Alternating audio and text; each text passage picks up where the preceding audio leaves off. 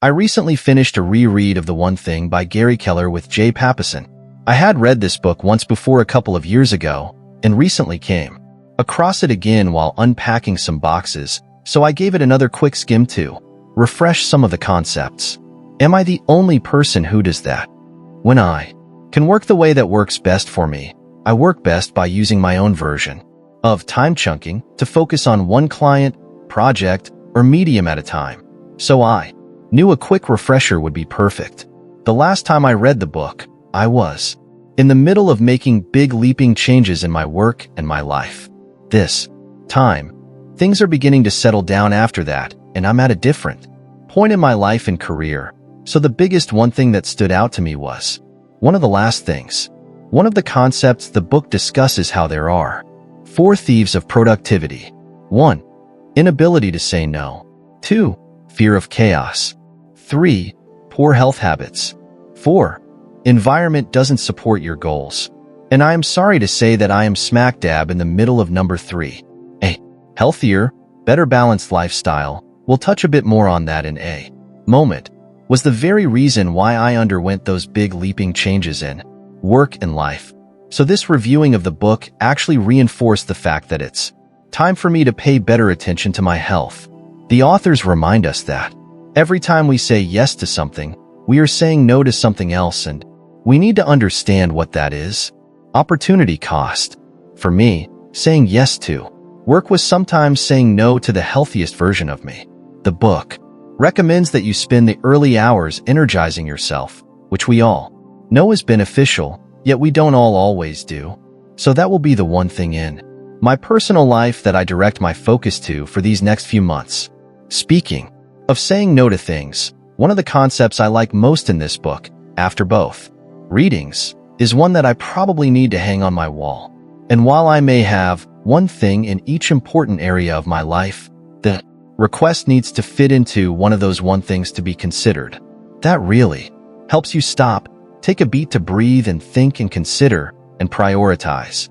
Some of my other favorite concepts from the book, which you get full details upon reading.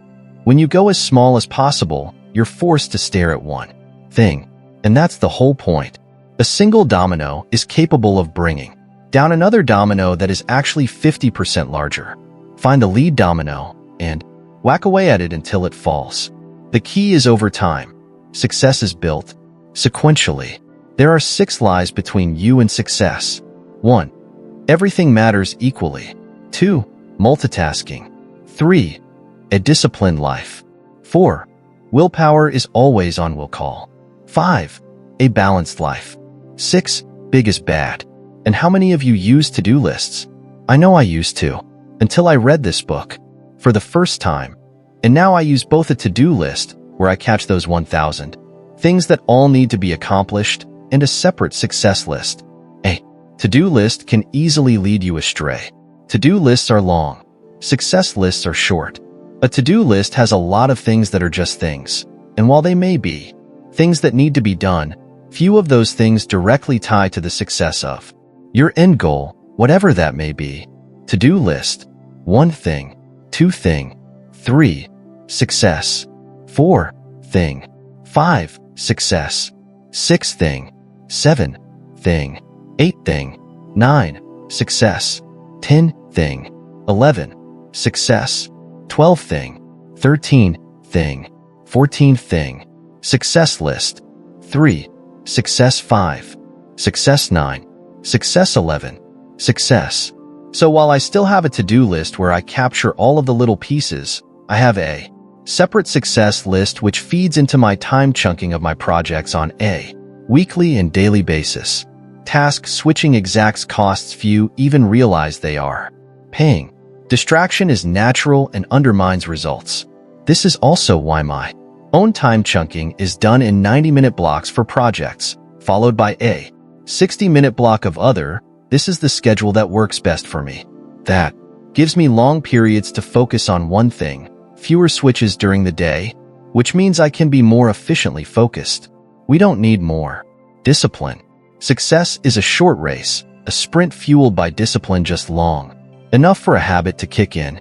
Success is about doing the right thing, not about doing everything right. Don't be a disciplined person, be a person of powerful habits and use selected discipline to develop them. What a great concept. Instead of focusing on trying to be more disciplined, just turn your focus to the one thing that matters most. Willpower is limited, but rechargeable with some downtime. And how much downtime you will need to recharge is dependent upon how much willpower you had to use. I found this very true for myself during that recent time of change.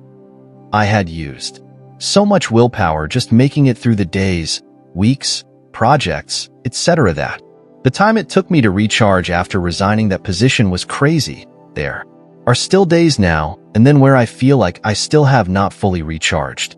If you take this concept and apply it to the willpower and recharging discussion, think perhaps every time you use up your 12 spoons you need a full night's rest to fully recover. Consider that the days you use more than 12 spoons, you would need more than just that one night's sleep to recharge. If you're constantly running at 30 spoons each day, and you do that 5 days a week or more, for 4 weeks, 1 month, or more with my quick math, you need about 20 days just to recharge. Yet the weekends in that month have only given you 8. Balance is a myth, and all of those times you hear people talk about work-life balance is also a myth. People expect that to look like a perfectly balanced seesaw, that if you're at 50% in work, you're also at 50% in life. But we all know that rarely happens. You give 80 hours at work in a week, there's just naturally less time to give in the rest of life. When you have to give 80 hours in life, there's naturally less to give work. Most of us move back and forth between the two, more like a zigzag than a straight line. The reason we shouldn't pursue balance is that the magic never happens in the middle. The magic happens at the extremes. Think about the last amazing vacation you had with your family, even if it wasn't fancy or expensive one, that you actually did no work while you were gone. You probably have a lot of magical memories. To achieve an extraordinary result, you must choose what matters most and give it all the time it demands. This requires getting extremely out of balance in relation to all other issues. And another great concept from the book that I really enjoy, and where I see a lot of people falter, I'm sure I do too, is asking the right question. How we phrase the questions we ask ourselves determines the answers that eventually become our life. Ask a great question, find a great answer. Ask a crap question, get a crap answer. This is also where I tend to see people, myself included, make bad assumptions. One example that comes to mind is a case I dealt with between a manager and an employee. The manager notices some things not being finished by the deadline, and not just one time but for a couple of months in a row. The manager asks themselves, does the employee not realize this is an important project? And since they're asking themselves, they also answer themselves and decide the employee must not understand the importance. And that explains why it isn't complete by the deadline. The manager then calls the employee in, explains about the importance of the project, and provides what most managers would consider verbal counseling. On the surface, this appears to be what the manager should have done. The employee, whose direct supervisor is not the manager who called the employee in, on the other hand, has multiple competing projects which are all just as important to the other department, group, or manager who needs them, and multiple projects that are just as important to the company. The employee is already working close to 80 hours every week for more than a year just to be able to get the bare minimum portions of the job accomplished. The employee understands the importance of that other manager's project. The employee also understands after 6 days each week of 12-hour days plus that 7th day of 8 hours, that already doesn't leave a lot of time available for more projects. As you can see, perhaps the manager's question wasn't the right question. Does the employee not understand this is important? Could probably be better replaced with, I wonder what is going on preventing the employee from meeting the deadline for a start. In this case, the manager's complaint, while it appeared valid on the surface, only resulted in a case of mansplaining to the employee and decreased morale by an employee who was otherwise working their tail off.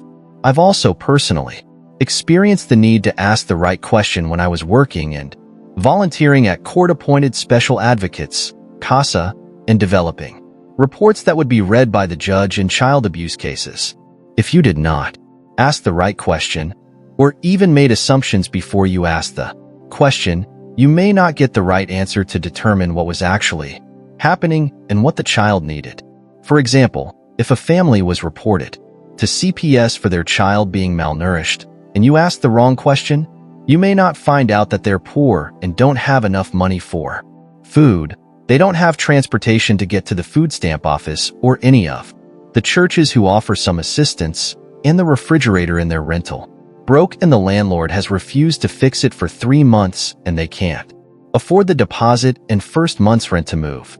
When you ask the right question, you find out this information and can quickly connect the family to resources that will help them get food on the table. Have you read the book? What point resonated with you the most?